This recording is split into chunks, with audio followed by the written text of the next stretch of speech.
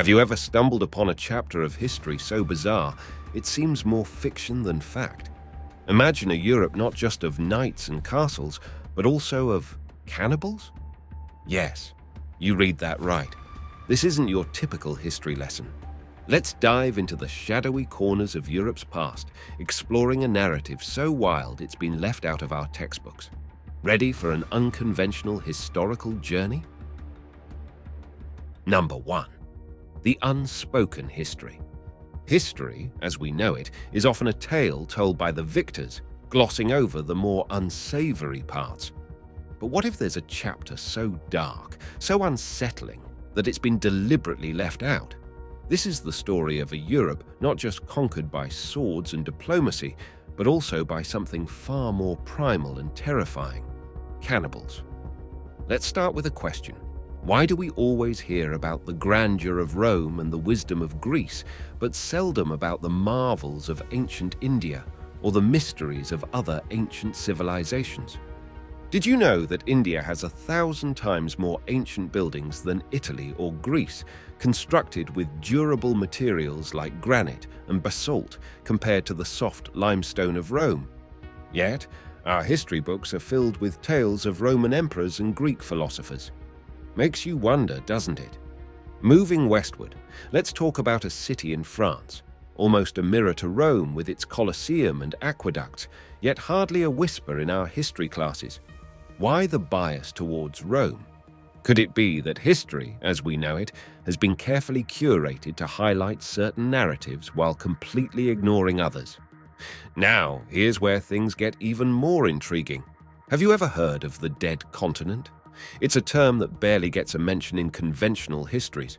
This mysterious land supposedly saw an invasion by a group of people or hybrids who traveled across seas to capture Western Europe. Who were these invaders?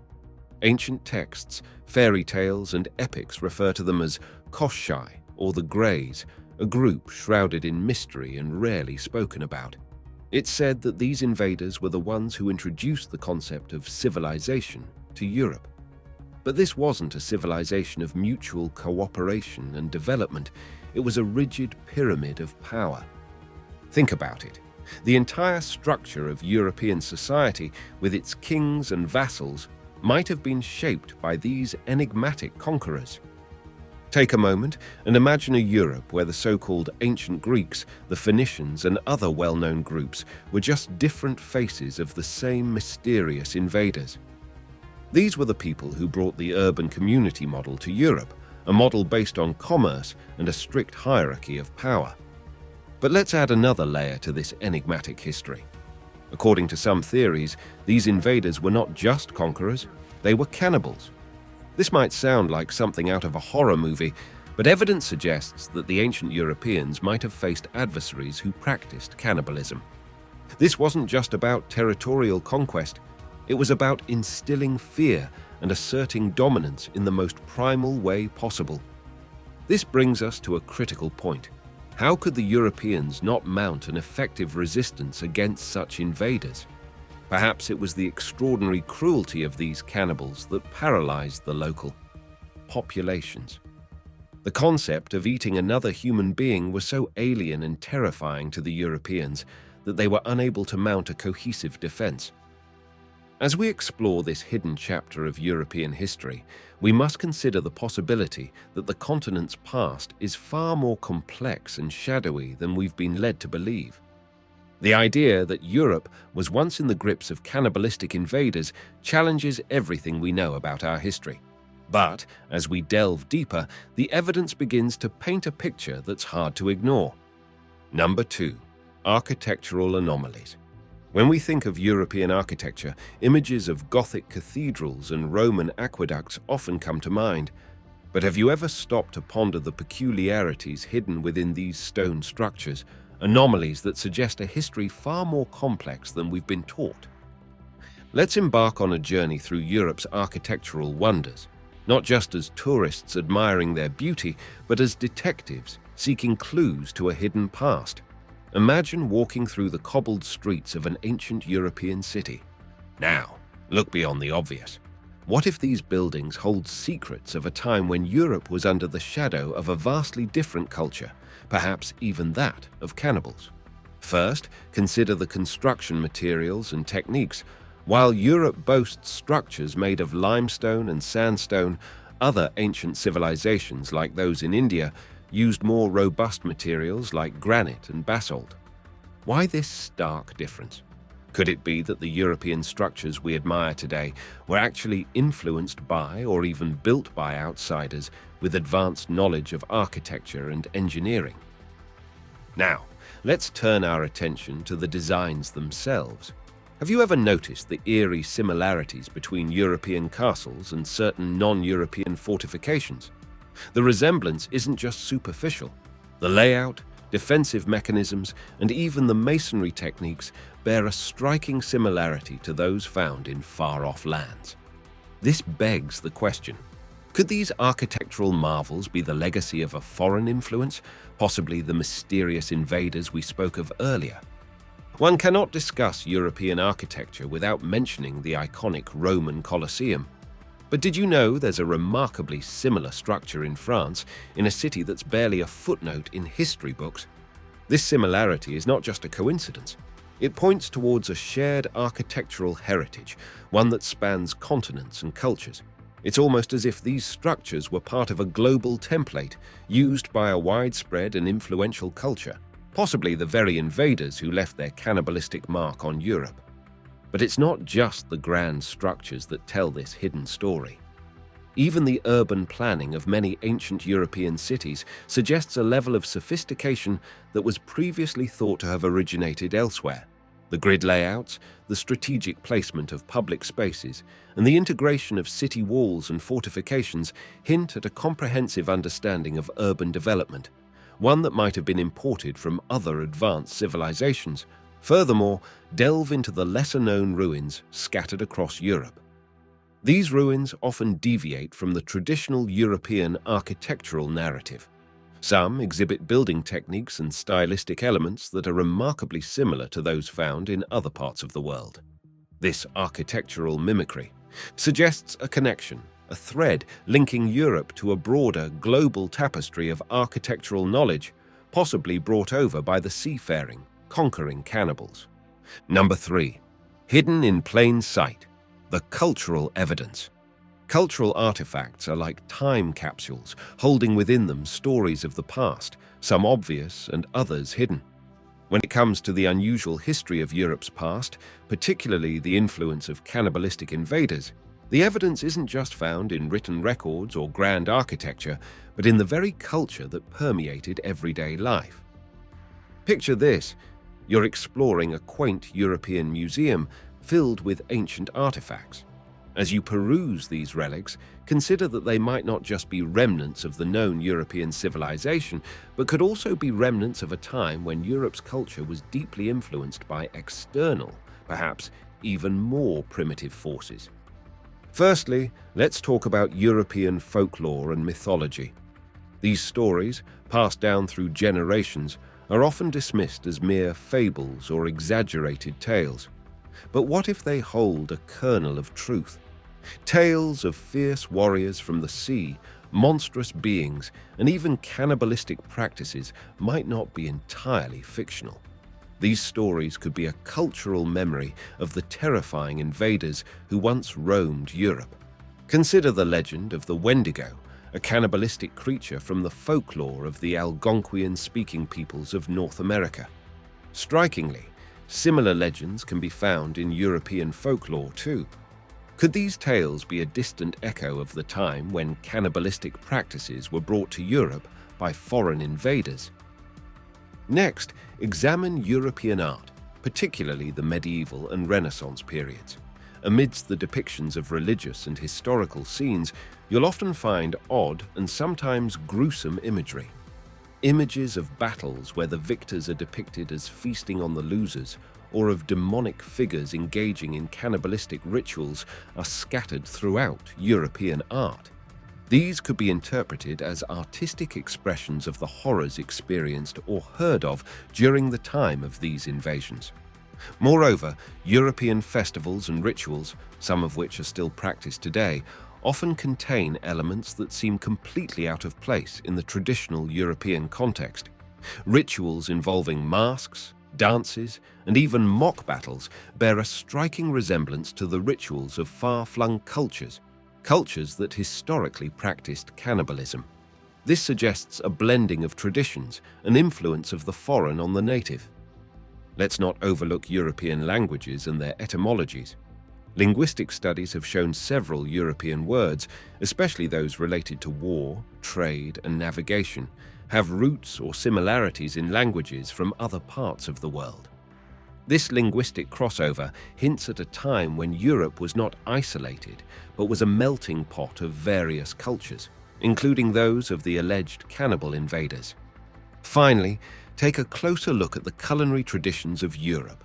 Some traditional dishes, when traced back to their origins, have surprising similarities to the cuisines of cultures known for cannibalistic practices. While this doesn't mean Europeans adopted cannibalism, it does indicate a significant cultural exchange, one that might have included more than just spices and cooking methods. Number 4. The cannibal connection. The idea of cannibals in Europe seems more like a plot from a horror film than a chapter in a history book. Yet, as we sift through the sands of time, we find traces that suggest a cannibal connection in Europe's past, a connection that is both intriguing and unsettling. Consider this. European history is replete with tales of invaders and conquerors, but rarely do we hear about those who might have practiced cannibalism. This isn't about sensationalizing history or turning it into a thriller novel. It's about exploring the possibility that Europe's history had elements that were far more primal and shocking than we've been led to believe. The first clue lies in archaeological finds. Across various parts of Europe, especially in areas that were the frontiers of ancient civilizations, human remains have been discovered with signs that suggest cannibalistic practices. Bones with cut marks, signs of cooking, and even arrangements that indicate ritualistic consumption. These grim findings point to a practice that was not just incidental, but possibly a part of the culture at the time. Now, let's delve into the historical accounts. While many of these accounts might be exaggerated or influenced by contemporary prejudices, they still offer a glimpse into the practices of the past. Descriptions of fearsome tribes indulging in human flesh during rituals or as a form of intimidation were not uncommon in the writings of ancient historians and travelers. These accounts, while often dismissed, could be evidence of the presence of cannibalistic practices in ancient Europe. But who were these cannibals? Theories suggest that they were part of the waves of invaders who came to Europe from distant lands. These invaders, possibly driven by a mix of survival instinct and cultural practices, might have brought with them traditions that were alien and horrifying to the indigenous populations of Europe. The notion of consuming human flesh, either as a ritual or as a war tactic, would have been a powerful tool of terror and domination. This brings us to the cultural aspect. Among various European cultures, there are myths and legends that speak of cannibalism. From the Greek myths of the Titans consuming their offspring to the Celtic legends of warriors feasting on their enemies, these stories might not just be mythical fantasies. They could be distorted memories of real events or practices passed down through generations. Moreover, the influence of these cannibalistic practices can be seen in the rituals and folklore of Europe. Rituals involving mock cannibalism, effigies, and symbolic consumption of flesh and blood in religious and pagan practices could be remnants of this gruesome past. These rituals, sanitized and symbolized over time, might have originated from actual practices in ancient times. Number 5. The role of conquest and hybridization. In the tapestry of Europe's history, the threads of conquest and hybridization are intertwined, each influencing the other. This complex interplay is not just about territorial gains or cultural assimilation. It's about the fundamental reshaping of societies through the blending of diverse peoples, including those with practices as alarming as cannibalism. Imagine Europe as a melting pot where various cultures, including aggressive invaders with unique customs, merged over centuries. This is not just a story of conquest, but also of cultural hybridization, a process that often goes unnoticed in the grand narratives of history. Conquest, in its rawest form, involves the subjugation of one group by another. But what happens in the aftermath is often more significant. The invaders who came to Europe were not just warriors, they were carriers of distinct cultures, practices, and potentially genes. The idea of cannibals setting foot on European soil and merging with the local populace might seem like a plot from a fantasy novel, but it's a possibility that can't be ignored when examining the past. These invaders, who might have included groups known for cannibalistic practices, brought with them not just their weapons, but also their cultural and genetic baggage. As they settled in Europe, they inevitably mixed with the indigenous populations. This process of hybridization had profound effects on the genetic makeup, cultural practices, and even the belief systems of the European people. Genetic studies have revealed surprising links between Europeans and distant populations, suggesting a far more complex ancestral tapestry than previously thought. This genetic intermingling could be evidence of the widespread movement and integration of diverse groups, including those from regions where cannibalism was practiced. Culturally, the impact of these invaders was equally significant. They introduced new customs, languages, and perhaps even taboo practices like cannibalism, which might have been absorbed, repurposed, or vehemently rejected by the native populations. This cultural exchange was not a one-way street. It was a dynamic process, with both the invaders and the indigenous Europeans influencing each other. Moreover, the societal structures in Europe post-conquest show signs of external influences. The rigid hierarchies, social norms, and even religious practices bear marks of this hybridization. The introduction of new governance systems, legal codes, and military tactics can be traced back to these times of turmoil and integration. It's crucial to note that the notion of cannibal invaders in Europe is not about demonizing these groups, but understanding the complexities of human history. Cannibalism, as a practice, might have been a part of some cultures for reasons that went beyond mere savagery, perhaps as a ritual, a means of survival in desperate times, or a tactic of war. Number 6. The lasting legacy. The shadows of the past stretch long, and in the case of Europe's history, they cast an intriguing, albeit disconcerting, silhouette. The legacy of ancient conquests, cultural hybridization, and even the daunting prospect of cannibalistic practices leave an indelible mark on the present. This chapter isn't just about unearthing forgotten tales. It's about understanding how these obscured historical episodes continue to influence Europe today. Firstly, let's consider the genetic legacy. The DNA of modern Europeans is a mosaic, a testament to the continent's tumultuous past. Genetic studies often reveal surprising connections, hinting at ancient migrations and mixings. Among these genetic threads, some might trace back to those mysterious invaders, potentially including groups known for cannibalistic rituals. While the idea might seem far-fetched, genetics doesn't lie. It tells a story of diversity, survival, and the blending of peoples from different corners of the world. Culturally, Europe's legacy is equally complex. The continent's customs, languages, and traditions are a patchwork of its varied history. Elements of ancient practices, possibly including those introduced by the foreign invaders, have been woven into the fabric of European culture. Sometimes, these elements are explicit, like in folklore and festivals. Other times, they are subtle, lurking in the nuances of languages and rituals. The echoes of the past, including the ominous drumbeats of cannibalistic practices, albeit faint and transformed, still resonate in the cultural practices of today. Architecturally, the legacy is tangible. Europe's cities and monuments, with their diverse styles and influences, are physical records of the continent's history. The architectural anomalies discussed earlier are not just curiosities. They are evidence of the various cultural influences that shaped Europe, including those of the ancient invaders. Each stone and carving tells a story that challenges the conventional narratives and invites us to look at Europe's history through a different lens. In terms of belief systems and societal structures, the impact of the past is profound. The hierarchical systems, legal codes, and even religious practices in Europe bear the marks of historical hybridization. The rituals and myths that seem quintessentially European might have roots in distant cultures, including those with practices as taboo as cannibalism. These elements have been adapted, absorbed, and transformed over centuries, creating the complex tapestry of European belief systems we see today.